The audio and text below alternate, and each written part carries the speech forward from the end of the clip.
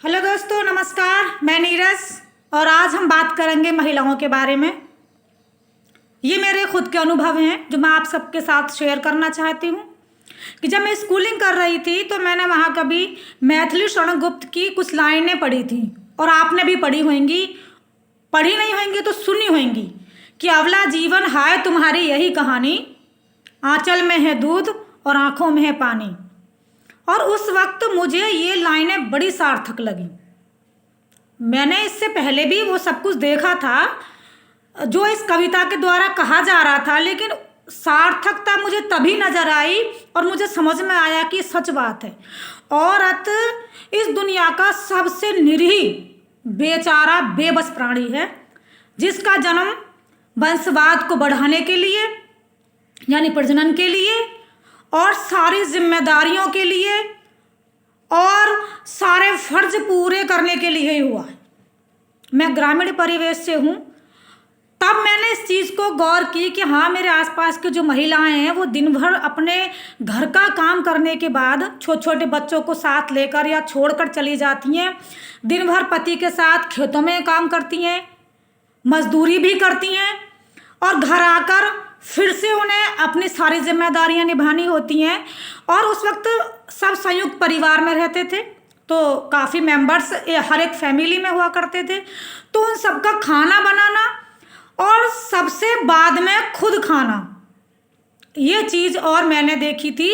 और एक लाइन मैंने और सुनी थी जो आप सबने सुना होगा कि पति परमेश्वर होता है, चाहे वो मारे चाहे वो पीटे कुछ भी करे, लेकिन वो परमेश्वर है और महिला को या औरत को उसके विरोध में आवाज़ उठाने की इजाज़त हमारा समाज नहीं देता था।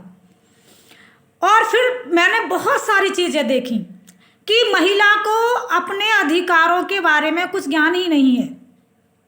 बस उसका काम है बच्चों को पैदा करना, उनका पालन पोषण करना, घर में बुजुर्ग हैं तो उनकी देखभाल करना, पूरे परिवार का भार बोझ सब एक महिला के ऊपर होता था।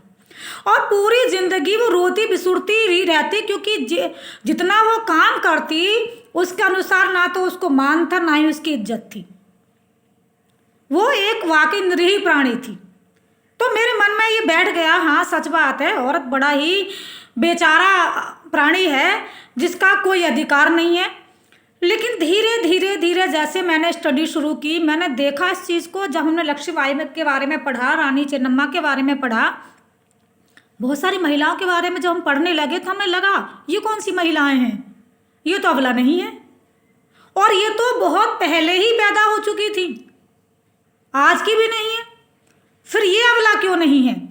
धीरे धीरे एक बगावत की सी आवाज़ मेरे अंदर से आने लगी कि जो हमें देख रहे हैं सच नहीं है। फिर मैंने देखा कि महिलाएं या लड़की वो अपने आप ऐसी नहीं बनती हैं।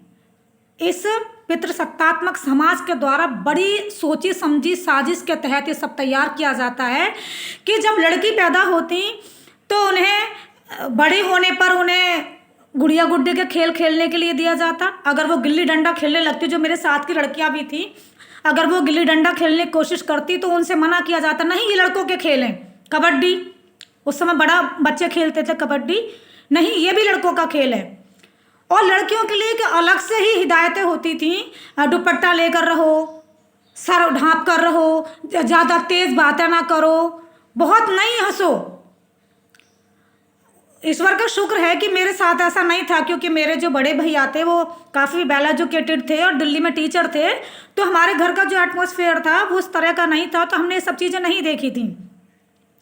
और लड़कों को मैंने देखा कि उनसे बोला जाता नहीं, अगर वो रोने लगते, क्या लड़कियों की तरह रो रहे, ये बात मेरी कभी समझ में नहीं आ रही। लड़कियां इतना बुरा रोती हैं कि उनका रोने का भी इस तरीके से मतलब हेय दृष्टि से देखा जाता है, क्यों लड़कियों की तरह रो रहे हो, और नहीं ये तुम्हारे खेल नहीं है। लड़कों के लिए कोई बाउंडेशन नहीं थी, वो कभी भी घर आएँ कभी भी घर से जाएं, लेकिन हाँ लड़कियों के लिए बहुत सारी बाउंडेशन थी।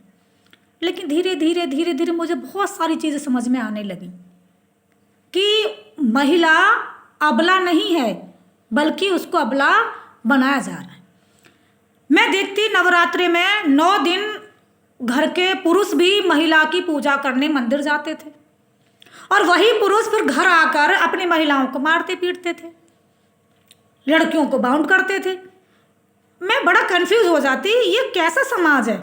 एक तरफ तो ये महिला का ही आदर करने मंदिर तक जाते हैं, 9 दिन भूखे भी रहते हैं, सारे वो काम करते हैं जो वो लोग जो एक महिला की या देवी की पूजा करने वाले करते हैं, और दूसरा ही क्षण उनका रूप ही अलग होता। जब वो घर आते तो अपनी बीवी से या घर की औरतों से बड़ा गंदा बिहेव करते।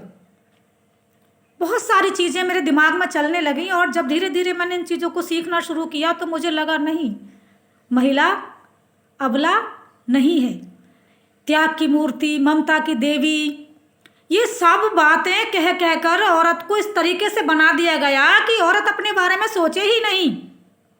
वो सिर्फ और सिर्फ अपने बच्चों के बारे में, पति के बारे में, परिवार के बारे में सोचे।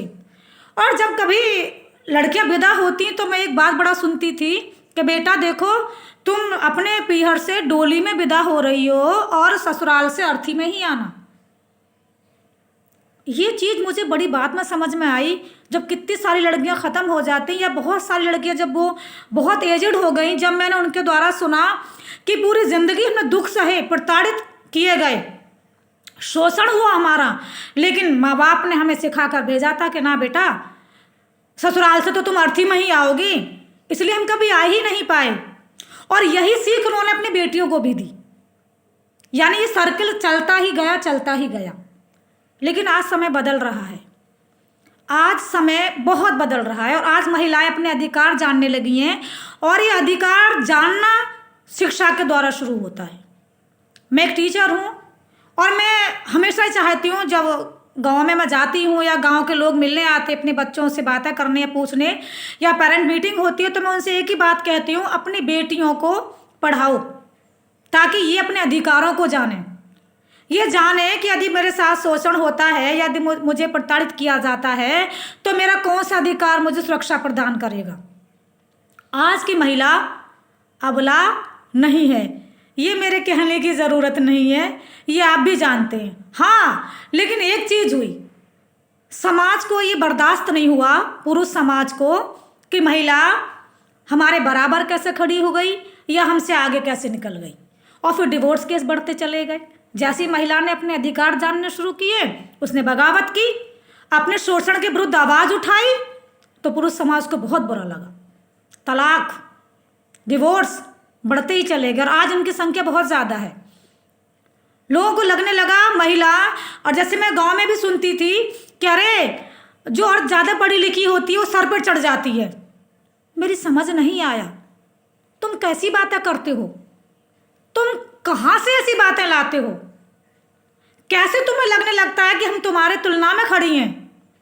अरे हम तुमसे आगे नहीं निकलना चाहती, हमारा तुमसे कोई कंपैरिजन भी नहीं है। ये जो भावना है, दुर्भावना है, निकालो अपने दिल से कि हम आपसे आगे बढ़ना चाहते नहीं, हम तो आपके साथ चलना चाहते हैं। बस थोड़ी सी इज्जत हमको चाहिए, थोड़ा सा अधिकार जो हमारा है, और हमें कुछ नहीं चाहिए। ये जो आपके अंदर ये मानसिकता है जो हमें आगे बढ़ने ही नहीं देना चाहती कि नहीं तुम महिला हो, तुम औरत हो, तुम 4 दीवारी तक ही सीमित रहो, ये सोच हमें आगे बढ़ने ही नहीं देना चाहती। और आज आप देख रहे हैं कि अगर महिलाएं इस 4 दीवारी को फलांग कर निकल रही हैं तो कीर्तिमान रच रही हैं, इतिहास लिख रही हैं।